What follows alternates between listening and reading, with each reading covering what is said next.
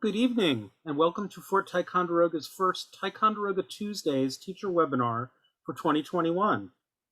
Tonight's program is Women and the American Revolution. My name's Rich Strum. I'm the Director of Academic Programs at Fort Ticonderoga, and I'd like to welcome you to our webinar this evening. This Ticonderoga Tuesdays webinar is made possible in part by a grant from Humanities New York. Any views, findings, conclusions, or recommendations expressed in this webinar do not necessarily represent those of the Humanities New York.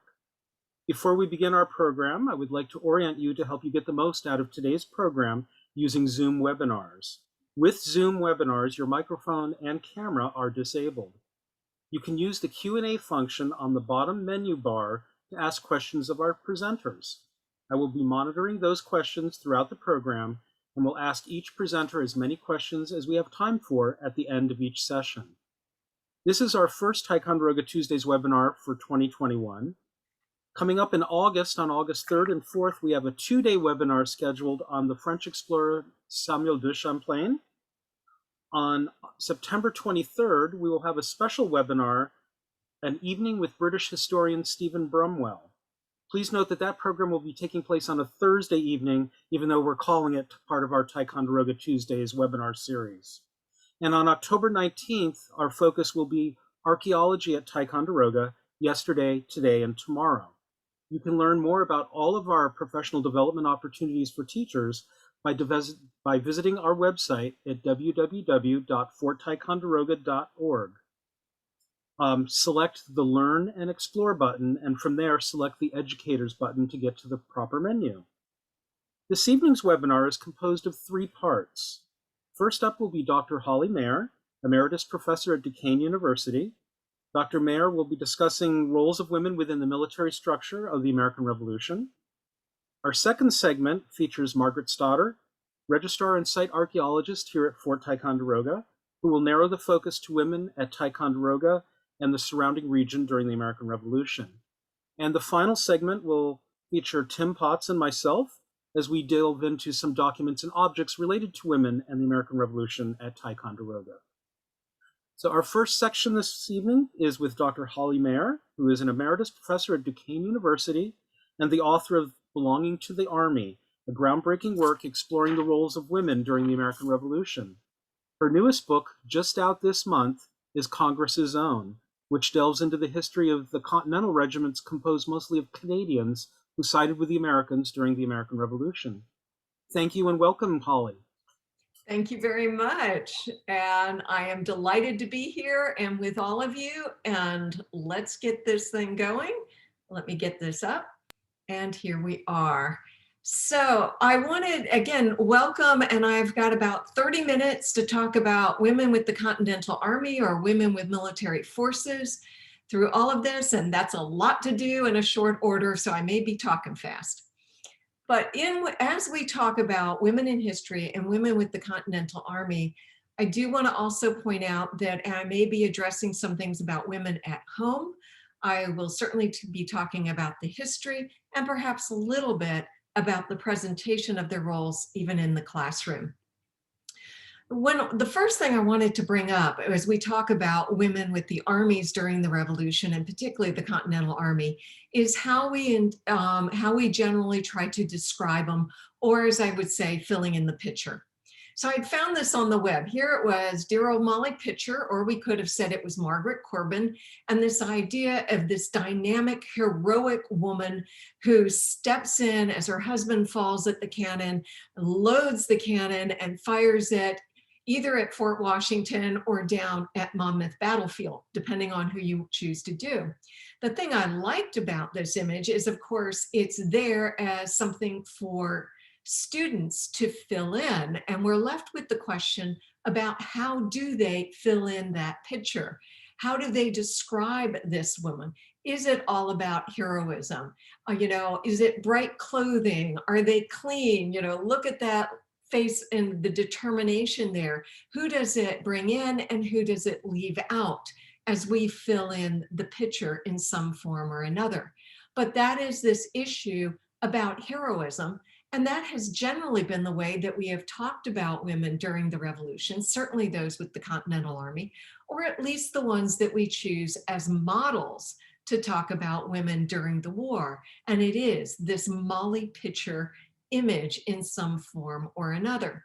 And so it is the heroism. And that's not to say that women were not heroic and that women did not act heroically, but it does bring us back to the question about how we define heroism. How will we define it in gender terms? How do we define it in ethnic terms? How do we define it domestically versus on the battlefield in some form or another as we try to bring women into the picture? So one of the things that we can always ask our students is, what is a hero, or who is a hero? Does it matter if it's a woman or man? And what is heroic in a woman versus what is heroic in a man? And certainly, what was that heroism like in historical terms? So are the only women to remember for the Revolution or with the Continental Army the women that we color in as heroes? Whereas instead, if we look at the other picture, this Don Trelawney image of it, the majority of women who were with the Continental forces, and indeed with any of the forces, were more typically dressed as a working woman or like a farm woman. There would certainly be dirt on her skirts. This woman is actually well dressed. She's got a nice pair of shoes on, and it looks like she's got some stockings on. Hey, not too bad. But certainly she's got the apron in her fichu, and she's got the basket in her arms. So it's not a pitcher of water, but a basket of goods, or it could be a basket of laundry in some form or another that she's taking to a local creek to be able to wash up, whether it's paid or unpaid labor. So again, one of the things to think about though in this woman is notable, even in this image here, in doing very womanly work, if you will, in that she is an agent. She's an agent of change, or she is expressing or showing agency in supporting the war effort, in supporting the army, supporting her family in some form or another. So that's part of this dialogue as we talk about women's roles in the Revolution, or especially in terms of the Continental Army, is what agency did they express? How do we look at it? Well, the first part of that agency would, of course, be women who decide that they are going to follow spouses or children or brothers into the army and into the army camps. Now, is it forced agency or is it by choice? One could argue that certainly much of that was forced. It could be because they are refugees. Many of the women who followed the army were indeed refugees. One of the biggest examples that I bring out actually in my latest book on Congress's Own is we're talking about French Canadian refugees, or not even just French Canadian, Anglo-Canadian refugees whose spouses or other family members had chosen to join the Continental Army, and then in the retreat in 1776 decided to stay with that army. Now, not all of them did. Some decided to remain in Canada, and of course, their families could stay with them. But many others who chose to stay with the Continental Army then had to load up their families in the bateaus, and we're talking about at Fort Champlain and the rest, moved down the Richelieu River into Lake Champlain, and they ended up at Crown Point, at Ticonderoga, and eventually down to Albany and around West Point. So that's a form of agency, is that the woman decides she is going to follow or not going to follow in as a refugee into the military camps. Then once they get into the camps, they are joining the other women who may have been refugees or not refugees, but simply deciding that they are going to follow. Now, those who decide to follow, whether you talk about how much of a choice they had, were many of the poorer women whose male family member was the primary wage earner, the primary one who was bringing food and, ensuring housing home. So if they had no other choice, then they are again accompanying them. And as they get back into these camps, they in turn are doing what they've often done at home, is that they help support the family. They take in the washing. They may not be growing food, though in some cases these women were indeed raising animals here. We've got ideas of women with the hogs. There were cattle in camp. There were other animals. What were they doing? But most of the time, it was indeed taking on some other form of labor. And the major one was indeed as washerwomen. Um, Big job, not enough women to do it all. And the problem for many of those women is they didn't have soap to do it. So there's nothing like washing in the creek without soap. A problem, definitely a problem there. And then laying out the clothes on the ground to try to dry in some form or another, but they're picking up that particular task. Another task that many of these women may have taken on was that as a servant. Some women worked as servants for officers in camp. We know about the housekeeper for George Washington. Here is a woman serving. There was a woman serving Benedict Arnold down at West Point. She had been a sergeant's wife. We have others picking up for all of the major officers that they may indeed employ a woman in this particular role. Another role that these camp followers may do is that of nursing. Now, it's not the nursing that we know about today. This is not a profession by any means. This is the nursing that they may have done at home, which is generally care, is cleaning up after the sick. It is dealing with the linens of the sick. It is, so feeding, cleaning, work, sweeping the floors of the hospitals or the tents that had the sick within them. But they had that aspect to do. Now, sometimes that was forced labor. It's not that they all volunteered for this particular job, even though the need for them was so tremendous. I mean, Washington and other officers did not want to detail soldiers as orderlies or nurses. They'd much rather promote, have women coming in to do it. And they would try to get them in that job by saying, hey, we'll give you full rations instead of a follower's half rations. We'll give you a wage on top of the rations. This is ensuring that you are able to stay in camp and be with your family in some form or another. But when that didn't work, in a few situations, they basically drafted women into this. We don't tend to think of that. It's drafting men, but not women. But in this case, it was if you don't volunteer, if you will, there's nothing like being volunteered, then you can't stay. You won't get any rations. You will not have part of the tents of the barracks in which to stay. You cannot remain unless you contribute something to the Army, something to your regiment or to that particular camp. So when they are doing this, they are agents of change, or they are agents within the Army in helping making it work. And by helping making it work, it can be successful. So again, I want to bring in this issue that agency is a vital concept for looking at people that we may not deem heroic.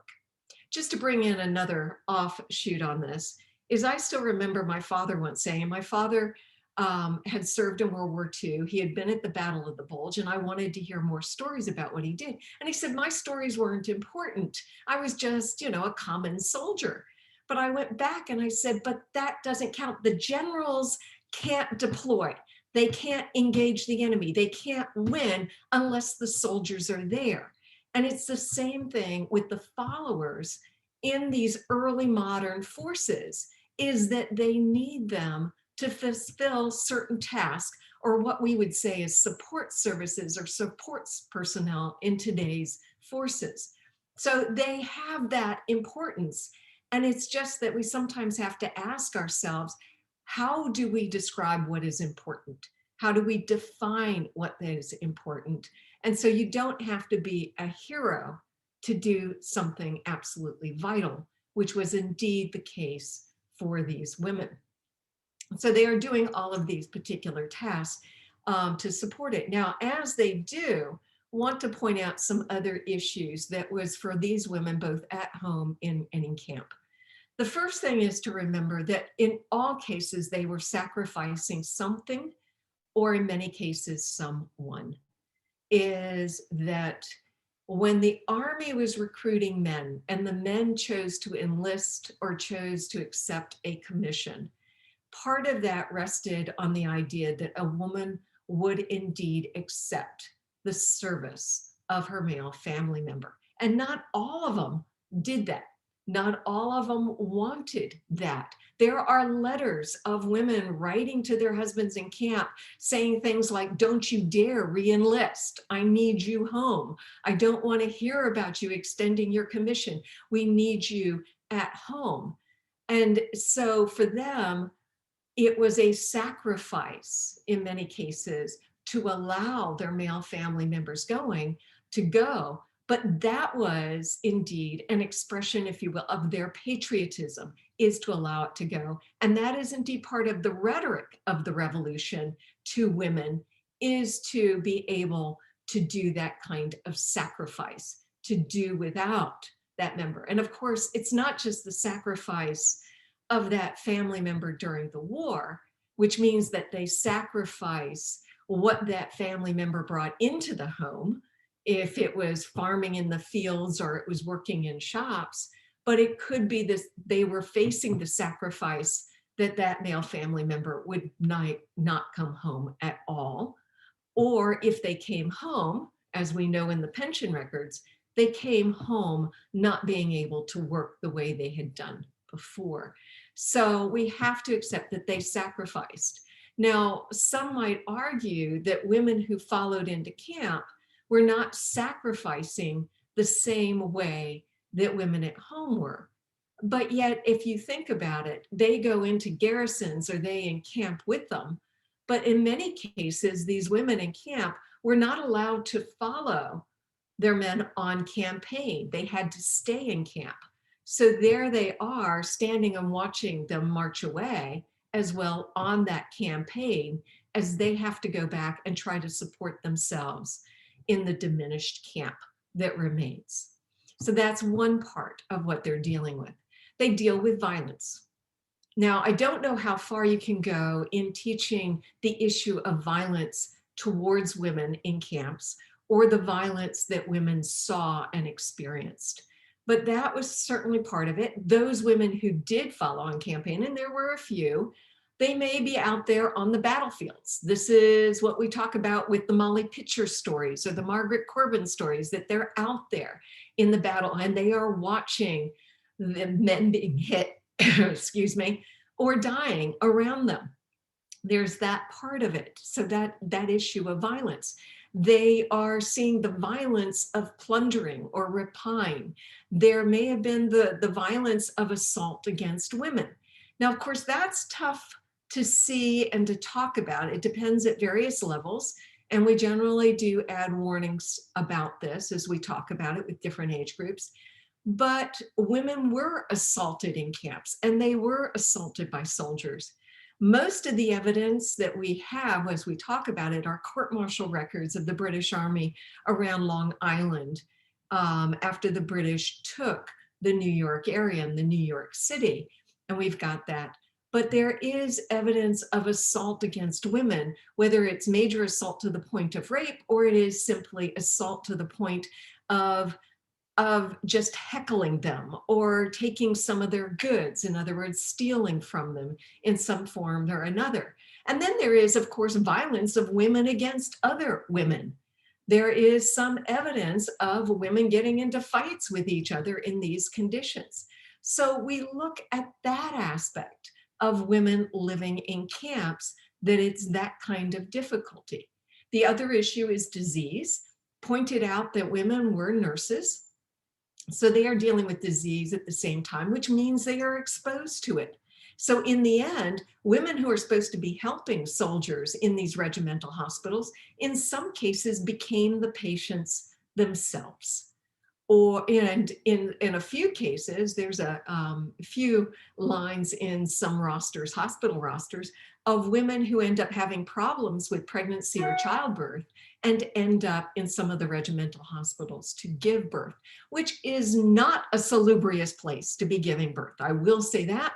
On the other hand, they were also giving birth in the camps.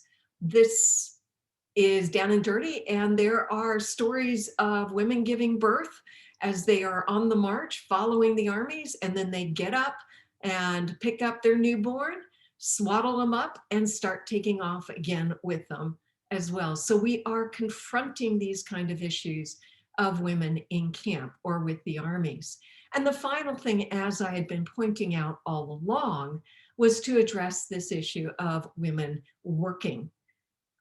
Most of the time, a woman wasn't acceptable just to stick around in camp and to do nothing and to eat the Army's rations or to have a spot in the Army's tents or barracks without doing something in return, which means in return, first of all, following orders that are given to them. Did they always do it? Absolutely not.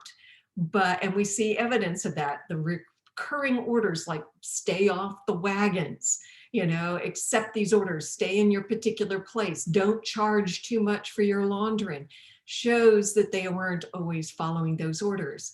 But they did have to work. Now, this brings me up to another point. As we are talking about women dealing with all these issues of sacrifice, violence, disease, and work, this is primarily talking about the followers of soldiers, okay, of the enlisted personnel in the camps. What about the officers' wives? Were they doing any of this? Well, the first thing is those officers' wives would certainly have said they are also sacrificing. So yeah, they are. Again, coming back to Congress's own, the 2nd Canadian Regiment, Moses Hazen's wife and Edward Antill, the lieutenant colonel's wife, both of them ended up losing their homes in Canada and following their husbands as refugees into the Continental Army camps. So they do sacrifice. A further sacrifice in this, as Charlotte Antill, Edward Antill's wife, saw, is when he was taken prisoner. There he's gone. What is she going to do? What was her kind of sacrifice or not sacrifice, depending on how you look at it, is she joined him as he was a prisoner of the British on Long Island. And she was with them for 3 years as he was a prisoner. And then once he was released and returned to the Continental Forces, she went with him. But what was her sacrifice in following him is her loss of her children. She had lost children before she followed him, and she lost at least 3 babies in the course of this war as she was following him through the war. So there is that measure of sacrifice. They are obviously seeing the violence around them. They see the disease, they are dealing with it.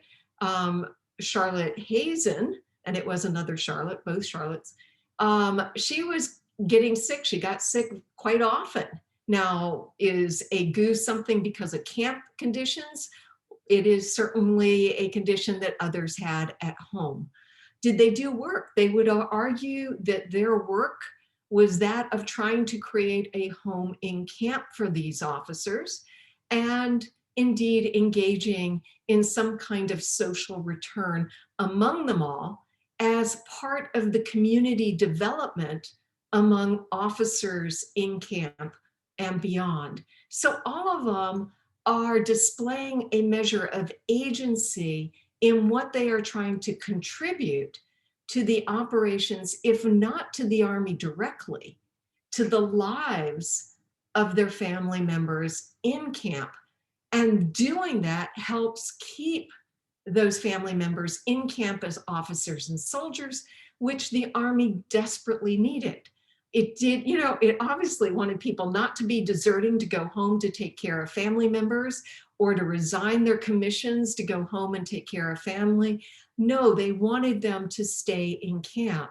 So one of the greatest things that women did, and again, the argument is this heroism or not, is that they supported or they acted as agents of support for the Continental Forces to maintain them in garrison and in the field. So all of these women are doing it. So it leaves us back to this, are they heroes? Are we coming back to this woodcut image?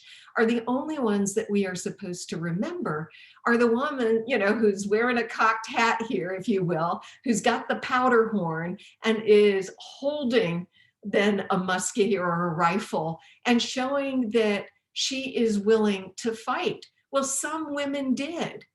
As we said, we have this account of women, the Molly Pitcher stories of Margaret Corbin manning the cannons. We have the Deborah Sampson story that she enlisted as Robert Shirtliff, but she is not wearing a skirt, I will point out when she does that. She is in an army uniform when she picks up that weapon and serves within the army that way. And we certainly have the books on it, and we love to talk about her as this hero taking on these particular masculine roles.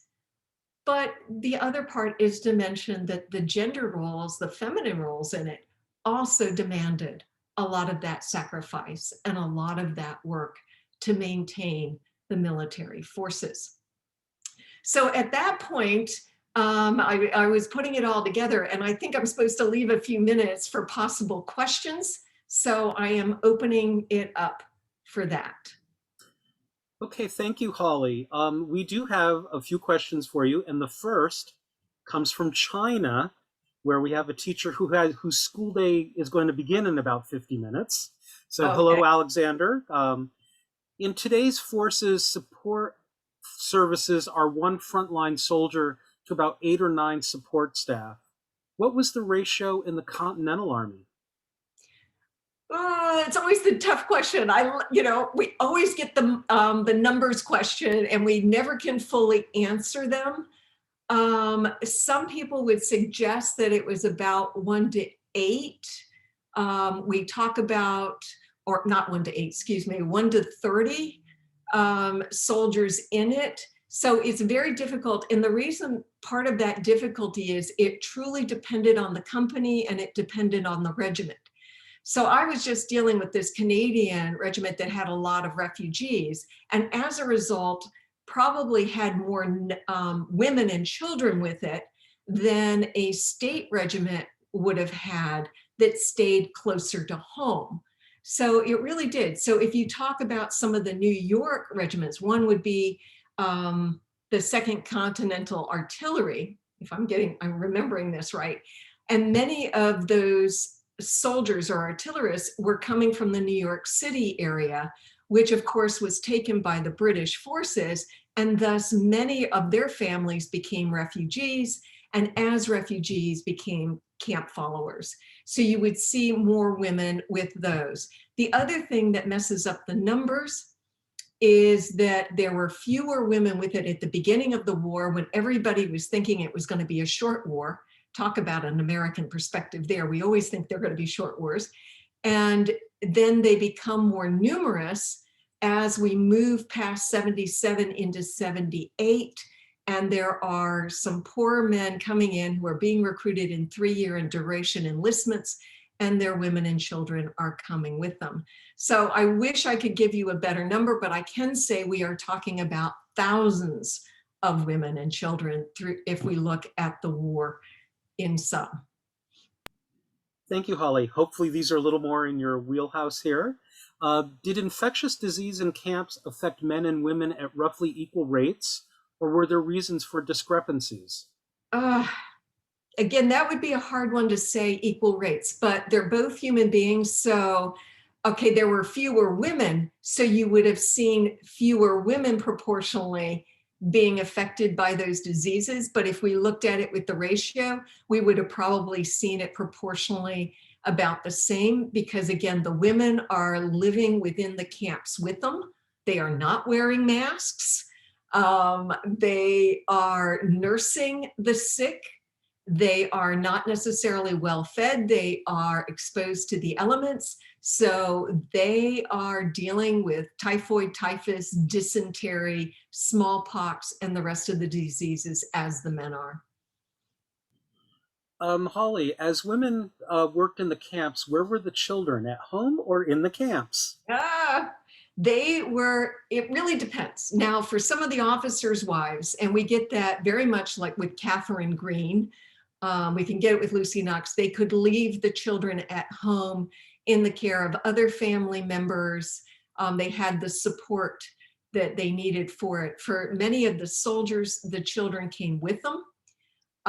People really worried about those children, about what they were being exposed to in the midst of this, that they were pretty dirty and running wild in the midst of it. And you have to think to yourself, they're running around campfires, they are exposed to various other issues.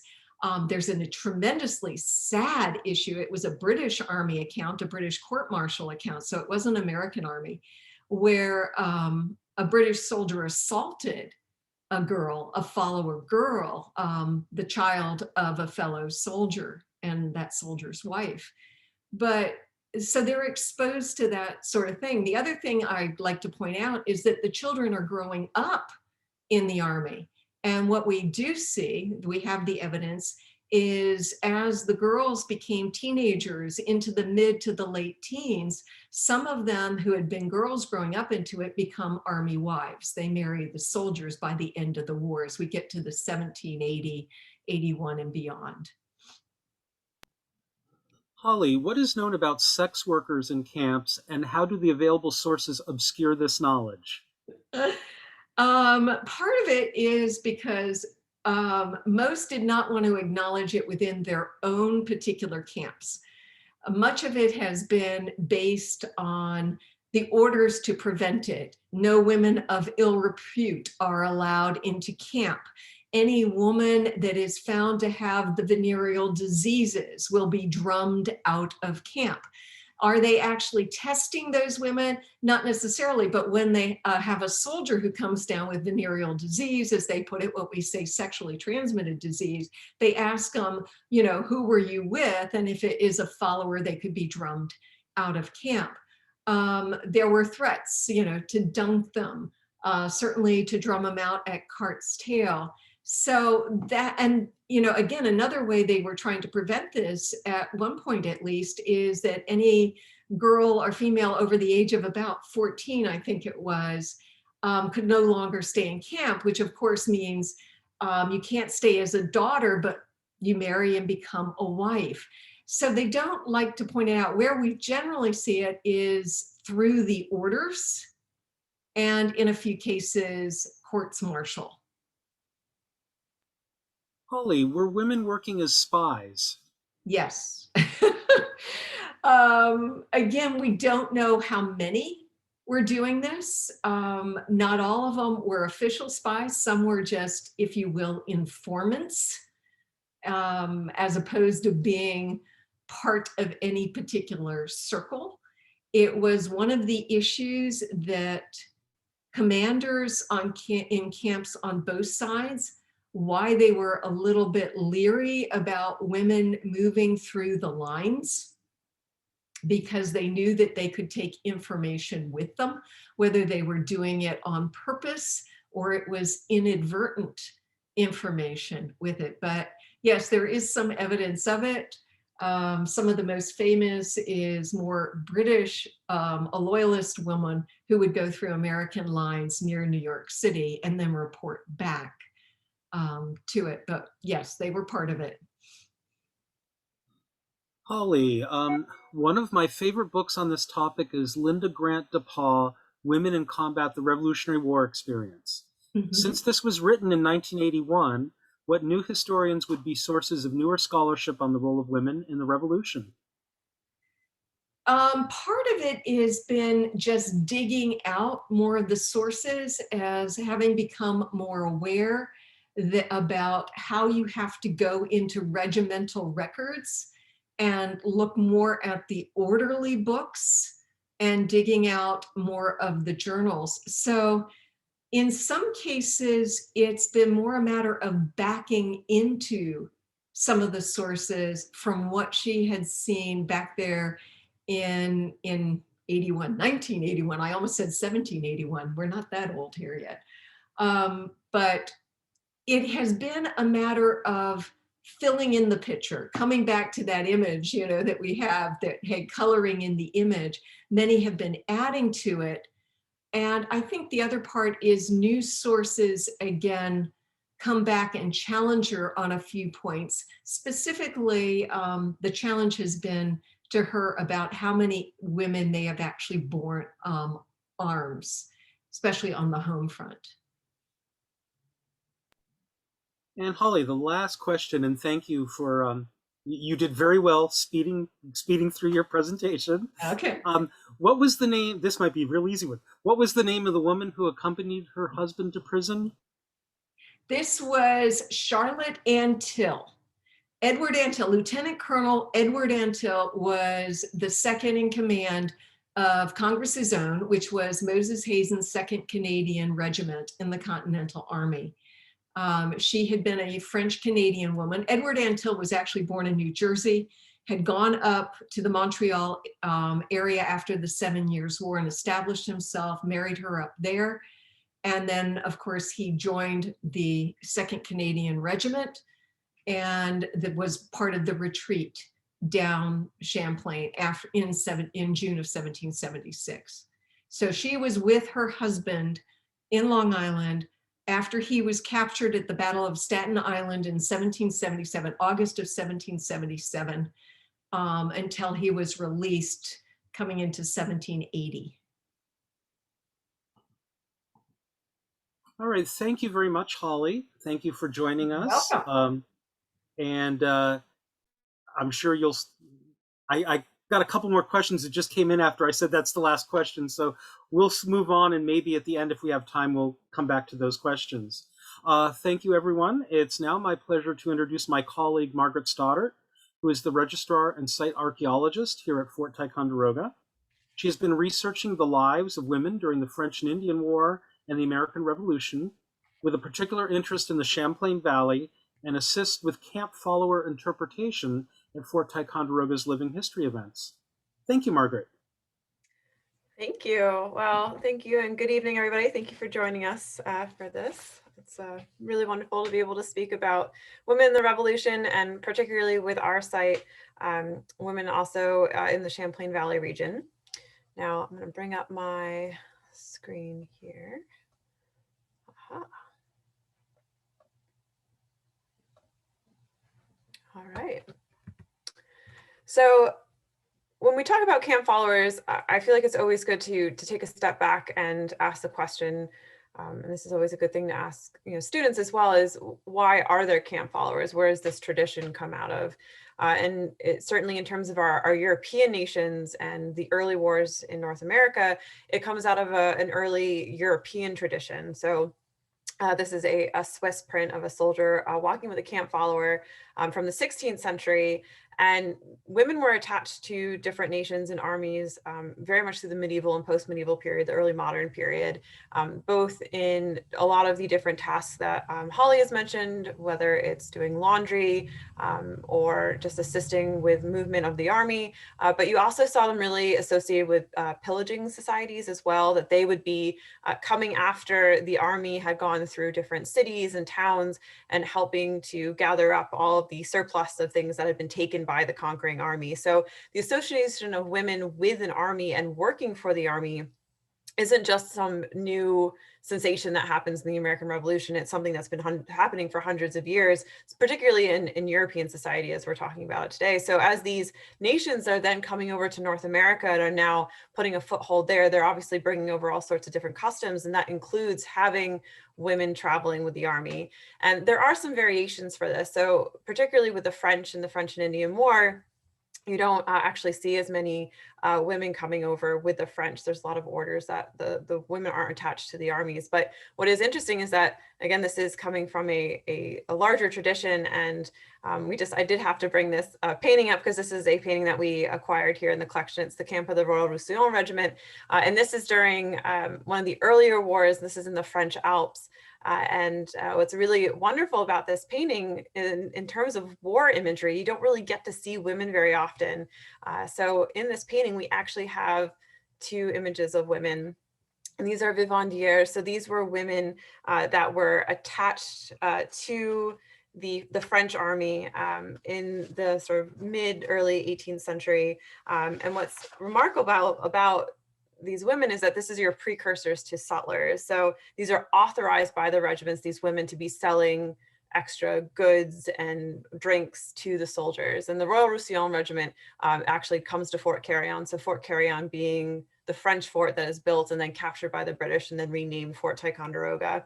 But this tradition of women being with the army, helping with, bringing food to them, selling food to them, doing laundry, is a tradition that certainly dates back further than just the American Revolution.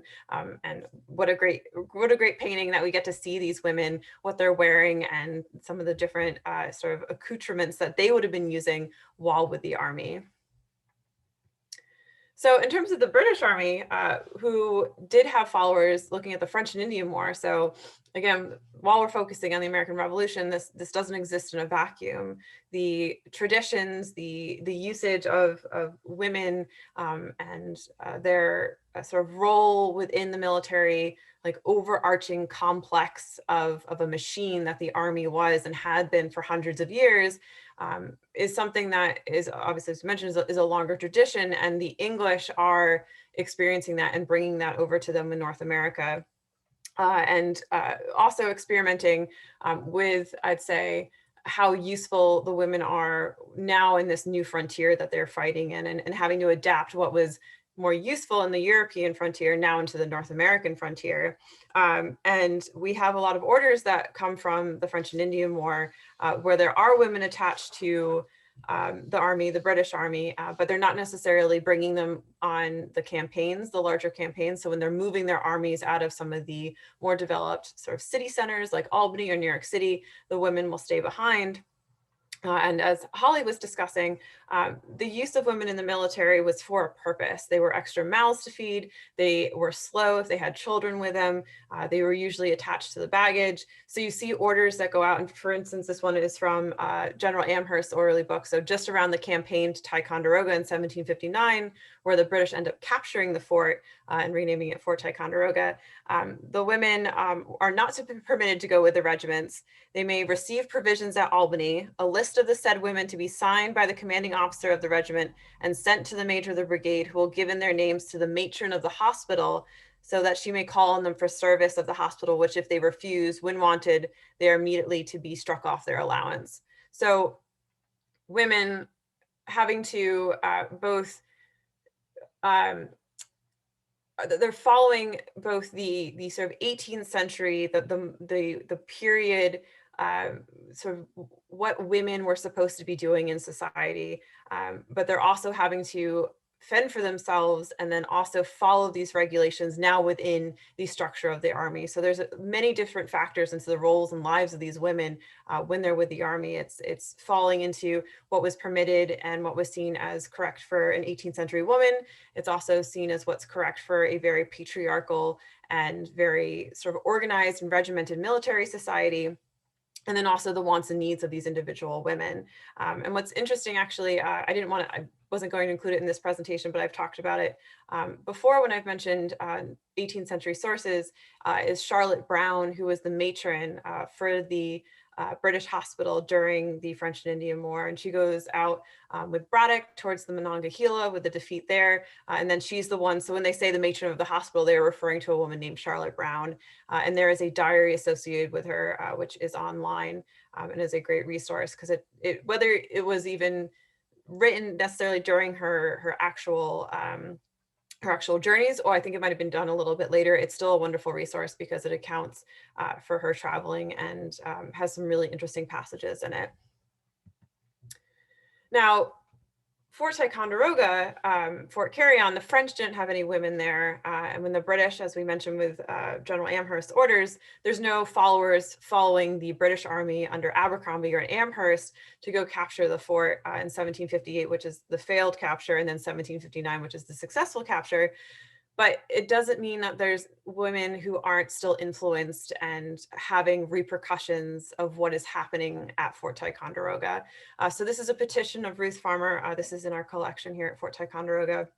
And there's numerous petitions, particularly to the Massachusetts Bay Colony, which saw around 1 in 4, I believe, men, able-bodied men who enlisted or became part of either the Massachusetts Provincials or some of the other regiments who served in the French and Indian War. And that is just an absolutely high proportion then when you think about the possible loss of life as well.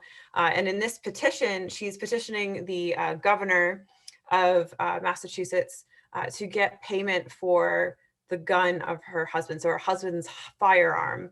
So he was he lost his life during the Battle for Carillon in 1758. And she is looking to get, I believe, 40 shillings. And I'm going to, my screen is right over the little text there. So I pulled out just a little section of it, which is the really good, important part here. So the petition of Ruth Farmer, a poor widow, humbly showing to your excellence and honorable sir that her husband, William Farmer, enlisted in this Canada expedition.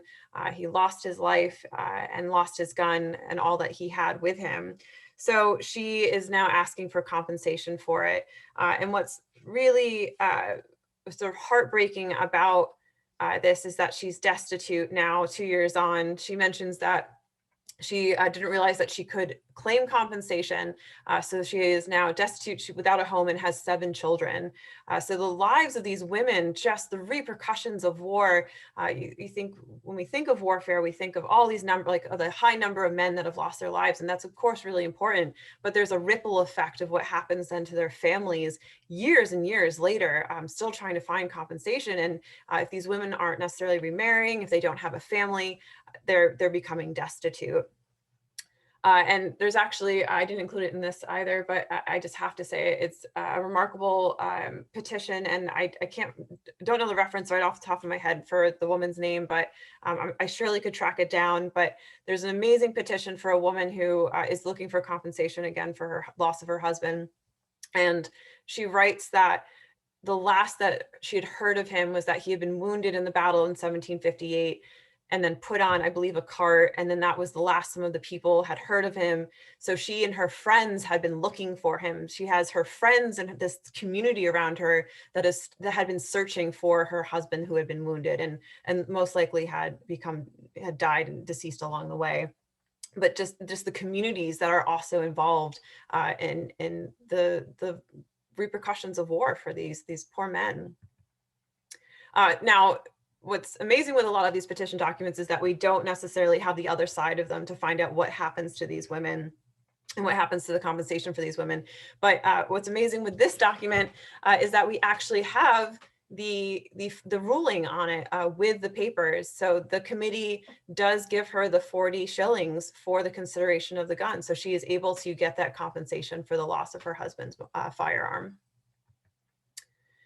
Now, in our area, women start coming in with the British Army. There's a whole number of women with amazing stories at Fort Ticonderoga through the interwar period, working as laundresses, working as servants for the different officers at the garrison of the fort. The fort really had a small number through the 1760s. So by, I believe, 1767, there was no more than 25 men there. And you could think a little less than equal numbers of women and children.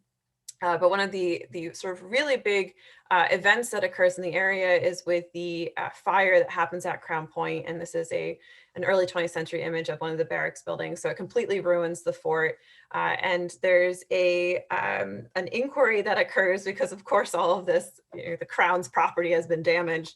And there's a series of questions that go out and people that are brought in for this inquiry, including a soldier's wife named Jane Ross. And at the time of the inquiry, they had thought that it actually had been caused by the women who had been making soap in the barracks and the chimney had caught fire. So at first they thought that it might have been from men. And in her inquiry, she says that they had been making a little soap to wash the men's linens.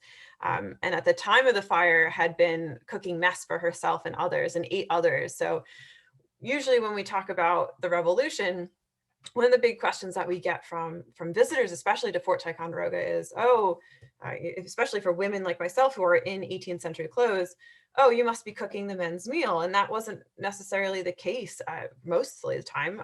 The men were in charge of making their own mess, and women would have been either making messes for themselves, or if they were in a unit or a mess with other soldiers, they would take turns. But when the British families were living in these barracks, sort of as these communities in the interwar period, the women were doing a lot of cooking in this terms. But what's important is that they were also making soap and washing the men's linens. Now, we are just about to enter into our interpretive year of 1774 for our living history year here at the fort. And we're going to be doing, as one of our big opening living history events, we do an event called No Quarter, which is when Ethan Allen and Benedict Arnold capture the fort. And the big British name that's attached to this event is Captain William Delaplace, who was the captain of the garrison, the guard at the fort on May 9th into May 10th in 1775 when the fort is captured. But he's there with his wife and he's there with his children. And we have records from Lieutenant Jocelyn Feltham, who was the next in command for the British Guard there. And there's a document that he puts out that lists a certain number of women and children who were there with all of the listed of the names of men. So the men got their names listed out. And then he says 24 women and children in number. So they didn't get their names listed. But there were women who witnessed this absolutely amazing early event in the American Revolution. And Captain William Delaplace is then captured. He is then put on becomes a prisoner of war, but he's put on to, oh gosh, what's the term I'm looking for? Excuse me. He's given leave. So he's under sort of arrest, but he's allowed to live a little bit more luxurious than just a regular prison down in Connecticut. But his wife's with him and his children, and we don't really know a lot about his wife. And so one of the sort of big research projects I've been trying to do over the last 2 years is hunt down some more information on her. And there isn't a lot of information on him, so it's been even harder to find information on her. And one of the big sort of hurdles for finding women in the revolution, and Holly was mentioning this a little bit too, is that you have to get into orderly books. You have to really look in between the lines and sort of the nitty gritty of documents to really find the stories of women. And most of the time, they're not even having their names mentioned. So we're reading in between the lines. So I was looking through some, in terms of Mrs. Delaplace, looking through some different records over in England, and I was able to find burial records for a William Delaplace, as well as a Sarah Delaplace, who hopefully and possibly are them. So going from Mrs. Delaplace, not even having a name, and now hopefully being able to call her Sarah. And what's interesting is that if this is in fact them, it puts them older than we thought they were, especially her, during the capture of the fort. So she would have been around 52. So her children either being either giving birth later in life or having older children than usually is associated with the fort story, the capture story. And then some marriage records as well, which would put her name as Sarah Cooper. So this continues to be a research path for me, but this is what we have to do. You have to really deep dive into these available records. And the more, when we think about, some of the older books, the older academic research that has been done, that was mentioned, I believe, in some of the comments from the 80s and 90s, there's still amazing resources, but because of the age of digital and collections now being more accessible because they've been digitized, and things like Ancestry, which is where I actually had done some of the digging with these documents, we're able to find more and more about women and their roles within the military, because the documents that we didn't know existed, we can see now. So now turning to the revolution, what were women doing at the fort? Well, they were doing a lot of the different tasks that were deemed appropriate for women in general in the 18th century, and what were also deemed appropriate for women in the military in the 18th century. And that included laundry, included sutlers, they were doing animal husbandry, they were acting as servants. And this is just an image from Paul Sandby from 1780, and this is in Hyde Park in London, but it's very evocative of camp life. And I love over in the left-hand bottom corner, you can see it's on the small side, but the women have set up a little laundry area and they have the shirts strung up. So they're sort of creating this camp life for themselves. And one of the questions that Holly had answered was about sex workers. and venereal disease. And as soon as the Americans get into Fort Ticonderoga, capture the fort in May, they're already starting to run into some of these issues. And this was right around the time of Henry Knox's Noble Train of Artillery, so December of 1775. There was a number of women that had arrived with the army around the time that Benedict Arnold and Ethan Allen had captured the fort, and had already started to create some hindrance for the Americans, for the small group of men that had captured Fort Ticonderoga. There's an order that goes out on December 11th, 1775, that the commanding officer being informed from good authority that every woman on this ground, so this is at Ticonderoga, has the venereal disease, and that they have communicated it to a considerable number of this garrison, who are thereby rendered unfit for duty, and the public service suffers for want of their service. So now that they have done this, that these women, if they have not had a husband, notify that it is my orders to depart this place within 24 hours, and on failure thereof, the sergeant of the guard is to take them into custody. And Fort Ticonderoga, even today, is a pretty rural and somewhat wild place. So these are women who are now going to be thrust out into sort of the wilderness around Fort Ticonderoga. But this is already happening. This is a very young army. They're just starting to really get themselves underfoot about what type of conditions they need the army to be under to be successful. So the women are already becoming a hindrance for them just after that year. But over the next few years with the American Army there in 1776 and 77, you see a remarkable number of orders for firewood to be brought, for the women to be doing laundry, that the soldiers are to pay them accordingly. That they, if they're not following the regulations of the army, that they can be drummed out of camp. And the purpose of them is there to make sure that the men don't have to do those services on top of all the other details and duties that they have to do for military service. So they already have to do fatigue duties, they're building ditches, they're building huts. By 1776, there's 13,000 soldiers between Fort Ticonderoga and Mount Independence. And this puts that on par with around, I think, like the third or fourth largest population city in North America at that time. So a huge number. And these men are they have to be ready for battle. They're training. So the women are filling in then to do those duties that they don't want the soldiers to be doing. So while they were seen as this somewhat like inevitable nuisance, they're also allowing the army to function and to all those cogs and wheels to be turning. And that, of course, is, as I mentioned at the beginning, looks back at that earlier tradition of using women to allow your army to advance and to go forward, and you have your advance guard that's pulling your regiments forward, and the women can stay back and take care of some of the other duties that are happening. Now, this is another archive piece from our collection. This is the Orderly book, which pertains a lot to the Pennsylvania regiments from July 1776 until October. And it's an order that one woman from each company of each of the Pennsylvania battalions now at the fort to be drafted as soon as possible to the general hospital to take care of the sick. And they're allowed to have their general customary allowance. At this time in 1776, you have a huge group of the army has now retreated and is continuing to retreat south from the failed invasion of Canada. And so many of them are now starting to get sick. There's hospitals set up on Mount Independence right across from Fort Ticonderoga on the Vermont side. There's a huge hospital being set up at Fort George.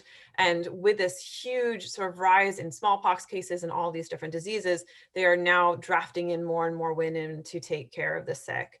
And this gets also echoed, not in just this document, but also this orderly book that's kept by Captain Samuel Van Vechten at Ticonderoga as well.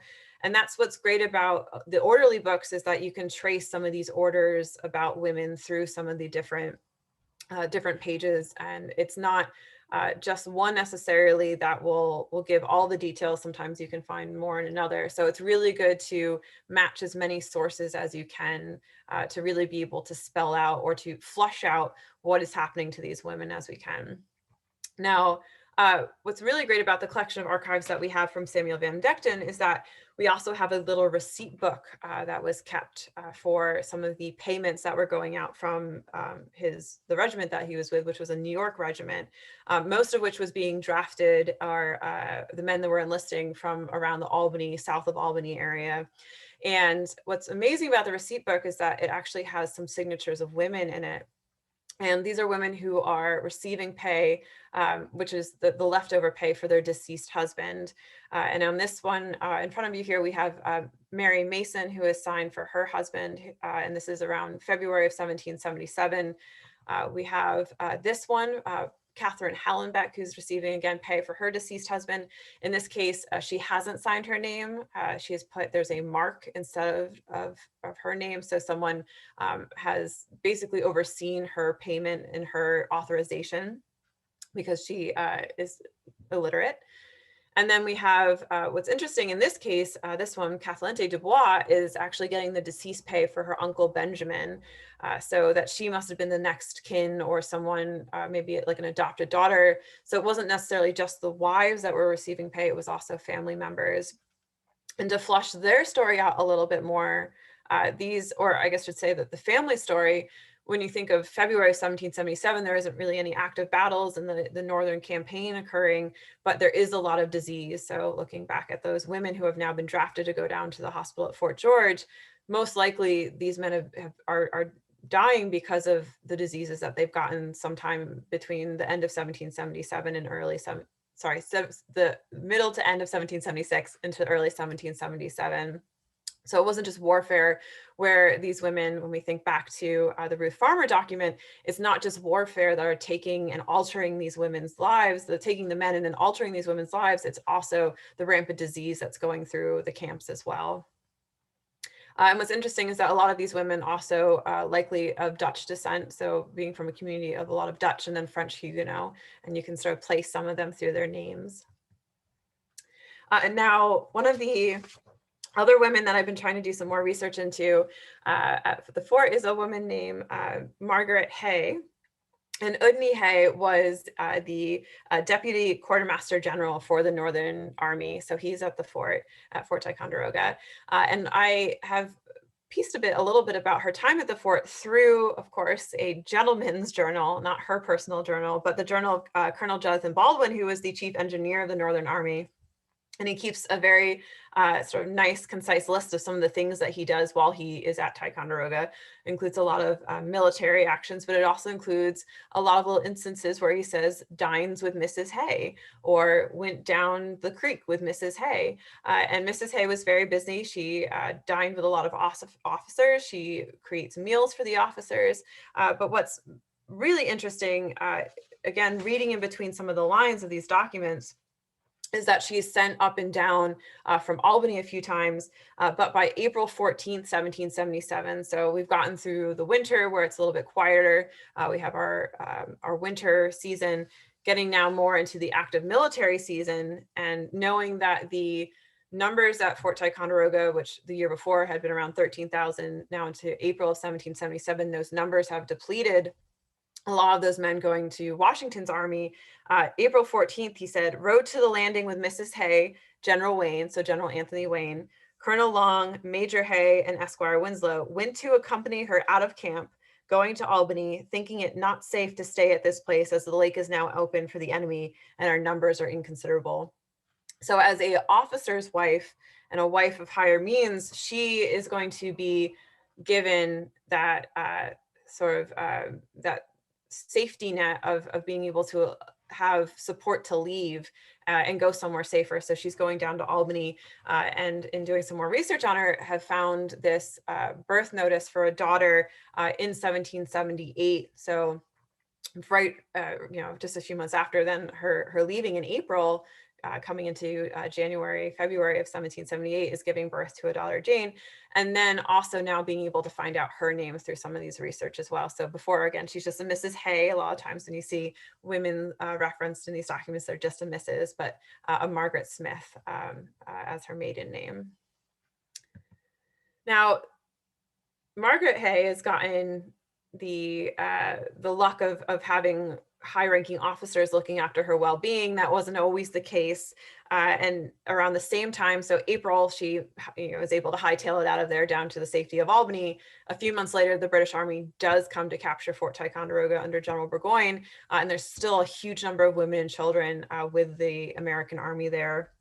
And while the American troops, the men are retreating across to Mount Independence so that they can continue into Vermont, there is a huge fleet of bateaus with women and children, and as well, in this case, James Thatcher from his journal, who's one of the doctors, that's then sent down to Skenesboro. And what's interesting is that there's a detachment of British soldiers who then follow them, and they're basically chased down to Skenesboro, which is just absolutely incredible. But these women are being, basically with all of the baggage, are being sent down to what is now Whitehall. But there's a letter from October 4th, 1779 from a woman named Eliza Kingsbury, where she is looking to, she's sending this note to some of the commanding officers to see if she can get her husband's position changed. He's an artificer, so he's working with the army to help construct different things. But she speaks to her time there in July 1777 as the American army is retreating.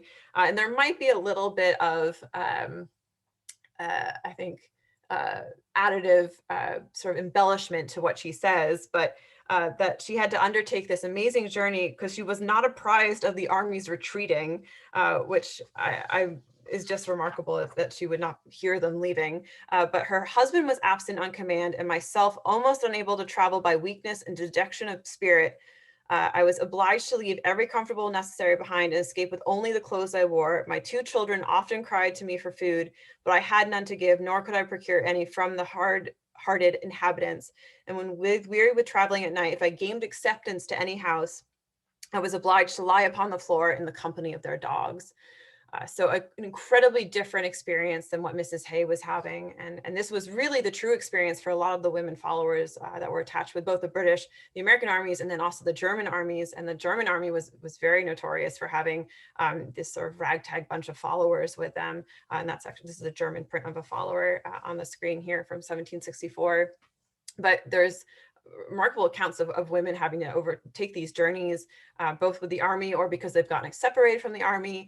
I can't remember the exact details, but there is an account of a woman giving birth. The army has to keep going. She gives birth and then takes her child and goes right back after the army. And this is when we talk about heroism. I mean, these women were not only filling in these duties so that the soldiers could continue on soldiering and help win a war, but the heroism of these women just in terms of the female body and femininity and what it meant to be a woman in this period is absolutely remarkable. So I haven't mentioned any sort of officers' wives besides Mrs. Hay, but we have 2 really big names that do stay at the fort, which is Baroness von Rodesel and Harriet Ackland. And this is a letter from James Hamilton to the Baron, who was with the German troops attached to General Burgoyne. So now into July 1777, with the British now having captured the fort. And he makes a note that they have made accommodations ready for Madame Rodesel, with the agreeable addition of being next door to Lady Harriet Ackland. So again, a juxtaposition to what the previous woman experienced, where she wasn't given any notice that the army had left and sort of upped and left in the middle of the night and had to go on her own south. But women who are traveling with the army, the Baroness is traveling with her children in this case as well, but they are being given accommodation. They're riding in the really nice wagons and coaches that the higher ranking officers have. But Lady Harriet Ackland is an absolutely remarkable woman. And if you want to think of historical figures in the Revolution to talk about with your students, certainly looking for the sort of common stories of the women who were with the army, who were with regular soldiers, but in terms of a officer's wife, an absolutely remarkable woman who, upon hearing that her husband has been captured at Saratoga, undertakes a journey while pregnant with like a manservant and maybe her servant across the Hudson River to be able to find her husband. And she is probably one of the sort of like huge, wealthy, famous women of her day over in England. When you think about like the tabloids today and you see all these famous people, that was her, and the family that she was a part of was very famous. So here she is now, like very much humbling herself over following the army, gets into a boat and rides across. And what's really great is that she is because she's this very wealthy and well-known woman, is all of a sudden then taken in by the American Army. And you have people, I believe, like General Wayne and some others who are like, oh, we had dinner. We brought Lady Harriet Ackland over. She's really lovely. Made sure that she was taken care of. So what would not have happened if this was a woman who was with the American Army or the British Army, but of a lower class. And when we think then of these women who become refugees, especially with the British Army in the early 1780s, around Fort Ticonderoga in the Vermont area, we have huge numbers of loyalist regiments, loyalist refugees that are now traveling over from Vermont to get over to Fort Ticonderoga so that they can get onto ships along Lake Champlain so they can head north into Canada. And they're at this point, by 1781, there's a note actually from Barry St. Ledger that there's a few that had arrived on a certain day, but that he hears that there's 90 families that are going to be on their way to Fort Ticonderoga to gain passage on the naval vessels to head north. And these are also women who know that their husbands, because of their allegiance, these are not necessarily British people who have come from England, but now British subjects who have had land and lives in Vermont in America for sometimes decades and decades, having to give up their property so that they can go live somewhere else because of their loyalties. So there's a woman, I believe we don't have her name, but her husband's name is Jeremiah French, and she works with the American authorities, the American Army, so that she can be brought over to the enemy and go up and then find her husband, who is a loyalist working with the British Army. She's only allowed to take a certain number of things, and then the army is going to sell the rest of her, like the possessions that are in the household. But she's allotted a certain number. So it's not even just their livelihoods themselves whose lives are being changed, it's their whole livelihoods as well for a lot of these loyalist refugees, and they can't take everything with them. So they're choosing their loyalty. They're choosing for a lot of these women to find their husband, bring their children with them, and taking what they can only maybe put on a cart or on their back, and then losing the rest of it to the American Army, which is, again, just when we think about our lives today, so different that these women are having these experiences. So with that, I'm going to leave this slide up because this is a good segue into what Rich and Tim are going to talk about, but I can take questions from here. Okay, thank you, Margaret. At the moment we don't have any questions, so I think we're gonna, for interest of time, keep moving. But if you do have a question for Margaret, go ahead and type it in, and we will get to those questions. Tim, do you want to start, and then I will pull up the teaser from Margaret afterwards? Sure, I'll take care of that. Just give me a second.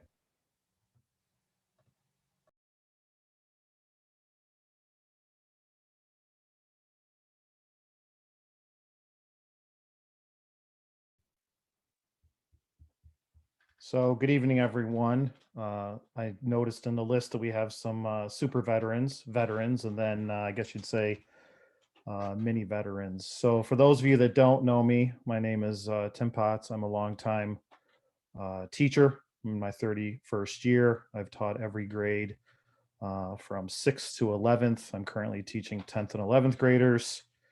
And I may be teaching seniors next year, so we shall see. So maybe I'll finally hit the top, so to speak. So for those of you that are Nearpod users, I put in the chat the code, which is LUJVC, and you're welcome to join us because there's a couple interactive slides that you can type on. If not, you can obviously follow along with us. It's just a souped up PowerPoint that is in there. So Margaret was gracious enough to share some of her transcriptions. She saved a very busy teacher some transcription time, so I'm very appreciative of that. And we'll get started. All right, so let's talk about a few documents. We're going to talk about a total of 5. There is some repetition from what Margaret just presented and shared with Rich and I. So I'd like you to take a look at document 1, from an orderly book between July 10th, 1776 and October 15th. And it says one woman from each company of each of the Pennsylvania battalions now at this fort to be drafted as soon as possible and sent to the General Hospital at Fort George to nurse the sick. They will have the customary allowance of provision. And from Dr. Stringer, director of the hospital there. So for those of you that don't know a little bit, and I'm not going to go into a great detail, but something to potentially zero in, some hints here before we get to the next slide. Focus in on parole, and C sign means countersign. If you're not familiar with orderly books, that is something to think about. Some other things to think about, obviously the nurse component, nurse the sick, and the customary allowance of provision. Since there's not a lot of documents that pertain to women directly to Fort Ticonderoga, that is one of the research points that we are doing, trying to get these together. And with Margaret's lead, she has found things that are really relevant to our teacher mission. So question that I have for you in looking at that document is, how would you use document 1 in class? What are pieces of that you would use with students? So feel free, those of you that are live with us here, logged in, to type in how you would use document 1 in class. And we have one that just popped up, as you can see, ask kids to look for roles of women. Very good. Anyone else? All right. Could that be possibly Kevin? Is it a possible Pennsylvanian year, connects to our own state history? Excellent. What else about that, I guess, half provision? So what does that mean in relation to, I can go back to it real quick. Hang on a second. One woman from each company of each of the Pennsylvania battalions now at this fort to be drafted as soon as possible and sent to the General Hospital at Fort George. It shows to me the importance of women. And then what is the customary allowance of provision? How would you tackle that with students? That's a great question to take a look at. Let this load up here. No one is willing to take that. So usually with women and children, it was, all right, here we go. How are women being compensated for their service?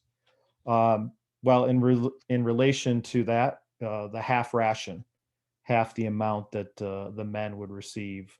And anytime, Rich or Margaret, you want to jump in for any backup stuff on this, you can. But we're going to move on in the sake of time because it's 7:49. But thank you for those comments. All right, so document 2 is the one from Ruth Farmer that Margaret shared, and we can make these available to teachers. We also obviously have the original and then the transcription.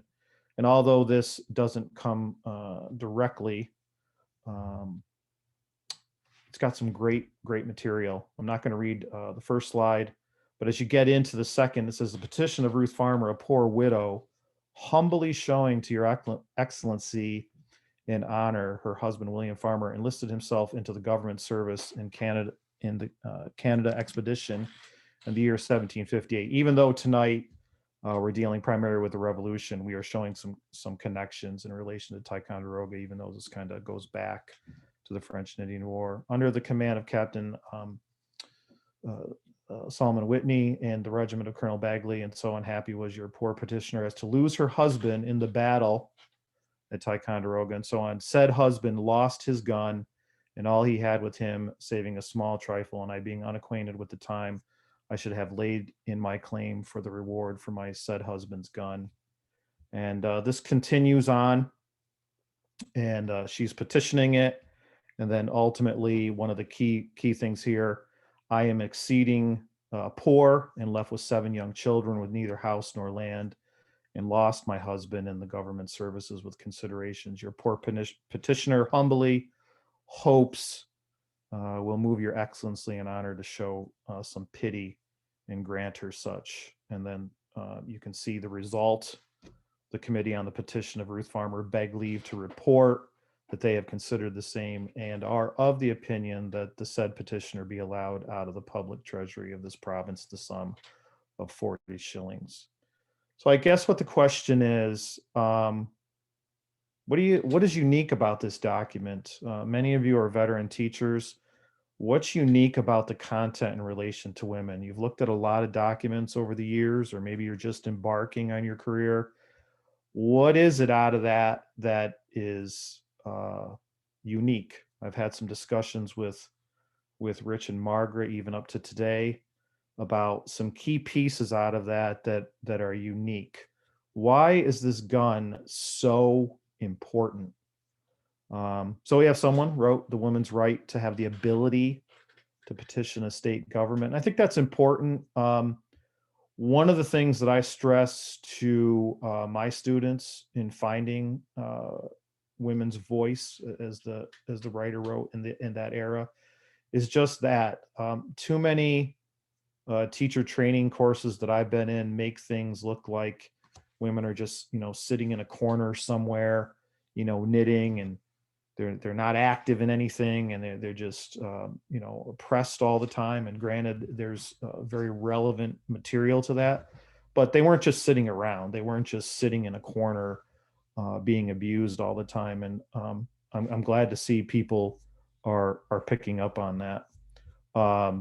Significance of gun, food, protection. Yes, the equipment, the musket itself, a serious, expensive piece of equipment that cost a lot. In talking to Rich about that recently, it was 6.5 pence a day for a private, with 12 pence in a shilling, and then 20 shillings in a pound.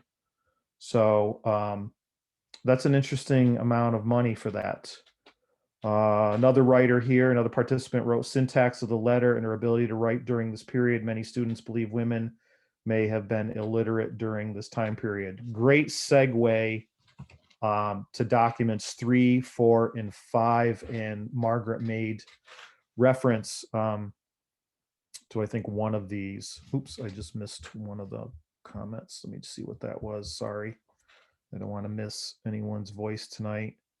Connection with today's soldiers, benefits for his or her family. Very nice. Thank you.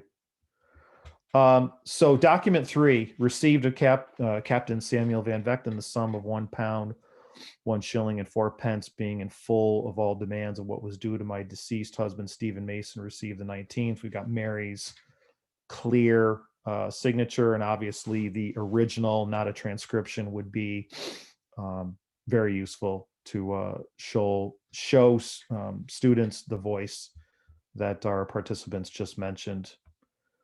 And then document 4, the sum of £5, 4 shillings, being in full of all what was due to my deceased husband. And this is the mark that that Margaret referenced. And I personally think this is a whole literacy piece that could be discussed. What does a mark mean? One of my side tangents with students, especially in my middle school years, was talking about the reality of a real signature. I've talked to students about, the autograph culture today, the stereotypes about doctors and lawyers, about signatures and scribbles and that, and how I've shared with them. I was fortunate my great-grandfather lived until I was, I believe, 11 or 12. He was born in 1890. He always talked, for some reason, about penmanship and having a real signature, so to speak, to identify yourself. He worked on a railroad for most of his life. And so this Catherine Hallenbeck with the mark, and then probably having some kind of witness to that mark. And what does an X mean? Today we just take signatures for granted for the literacy that we all have. And last but not least, document 5, again, 17, 8 pounds, 17 shillings and 4 pence, being in full of what was due to my deceased uncle, Benjamin Salmons, received on behalf of, and I'm not going to attempt to pronounce that. Margaret, if Margaret knows the pronunciation of that, Ms. Fronda and myself, and then signed Cat, I don't know, Miss Dubois. I think it's like Catlinty. Yes. And what's interesting in that you see in 18th century documents, even in the same document, is they'll spell the same word differently. Right. So not necessarily that these two women who have the same name are spelling it differently, but that the person writing it has decided to do so, which you do see a lot in 18th century documentation. And the transcriptions that Margaret has created are the exact, no editing. So we do have those, and can share as long as you reference clearly where it's coming. So if you're interested in this, most of you know how to get a hold of Rich and myself, and if you need additional commentary. So I'm going to stop sharing, come back on, because Rich has a material culture item that kind of dovetails with what Margaret and what he's going to share, and Holly, Dr. Mayer. So Rich, it's all you. All right, I'm calling it up.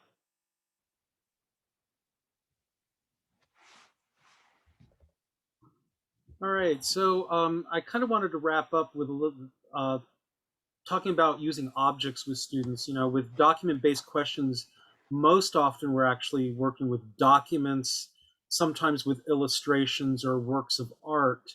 But using material culture or three-dimensional objects is another great way to get students to think about history. And I don't have a lot of time, but when you're working with an object, you want to talk about, have students try to figure out what its function is, how was it used, what was its purpose. To talk a bit about manufacturing, how was it made, talk about materials and composition, what is it made of, age, how old is it, when was it made, and then trying to put a context with it as well. Where, when was it used? And Margaret kind of gave a little teaser a little earlier with these two objects, which are identical, not positive that they're a pair, but they usually do come in pairs. And Margaret shared that these are the only archaeologically recovered objects at Fort Ticonderoga that definitely were used by women and not men. So it's the one touchstone or keystone of really connecting to women that were at Fort Ticonderoga. We have documentary evidence, but this is the only archaeological evidence. So I've got a couple other images, some close-ups of these objects. And unfortunately, I can't ask you to take guesses of what they might be. Actually, you could use the chat function if you wanted to try to do that. And if you already know what they are, keep it to yourself. And here's one close-up. And here's another close-up. So think of what the conditions are like at places like Fort Ticonderoga. For those of you who've been to Fort Ticonderoga, now there's nice grassy expanses and nice hardened walk paths, earthen pathways. But Ticonderoga has a lot of clay, and when it gets wet, it gets very mucky and miry. And so these are called pattens, and they were specifically used for women to get up out of the muck. And this is a photo of a reenactor wearing a reproduction pair of them. And this is a little more up close to see that they're almost like sandals that you slip your shoe inside of, and then it helps get you up out of that mud and muck. And Margaret, do you have anything else to add about their function? I guess just to say that a lot of women's shoes in the period were the upper, so the top section were made out of fabric. A lot of the shoes that living history reenactors wear today are leather, just because of the people who are the companies and the individuals who are producing them today work more with leather. But they're usually made of fabric, and so could be a little bit less good for the climate that especially in our area. This is also applicable for women in cities too. So to keep your shoes in good condition, so you weren't having to pay for them, you'd wear these things called pattens. And the archaeological environment that we have for wood isn't great. So if you have wood artifacts that are deposited, they won't survive, but the iron rings do. And Rich mentioned that these are the only female object. And I guess to go a little bit further with that and be more specific, these objects, because we have pins and forks and things that of course were used by women, but they could have also been used by men. But this is a product that is created specifically for the consumption by the female population. And these ones for more middle to lower class society of women. And then you do have pairs not found here at the fort, but pairs within collections that have beautiful embroidered straps that would have kept their other beautiful embroidered shoes attached to the pattern. So these are for the working class. And that, I believe we just got a question of how that was spelled, which is Pattens, patents. Thank you, Margaret. And thank you. We ran a little bit over on our time. I'm going to take a quick look at our questions and see if there's any additional ones there. And at the moment, I don't see anything. I did want to let everyone know that we will be this has been recorded, and we will put this up on our website. So I know a few people had to leave a little early because they had other commitments at 8 o'clock. And I'll make sure when the recording is available, I'll send out an email to everyone and make sure you get the link so that you can rewatch it or share it with your colleagues. And I would just want to thank everyone for joining us this evening. And Holly, thank you for joining us in the midst of moving. Holly just made a big move, so thank you for joining us, and thank you, Margaret, and thank you, Tim. And if anyone has any closing words, now's the time.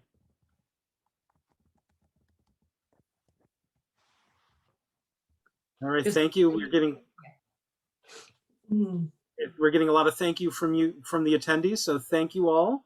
And remember to keep an eye on Fort Ticonderoga's website and our Facebook page for lots of upcoming programs, not just specifically for teacher professional development, but a lot of great content virtual programs are available every month from Fort Ticonderoga. So just check out our website at fortticonderoga.org. Thank you, everyone, and have a great night. Thank you. Night.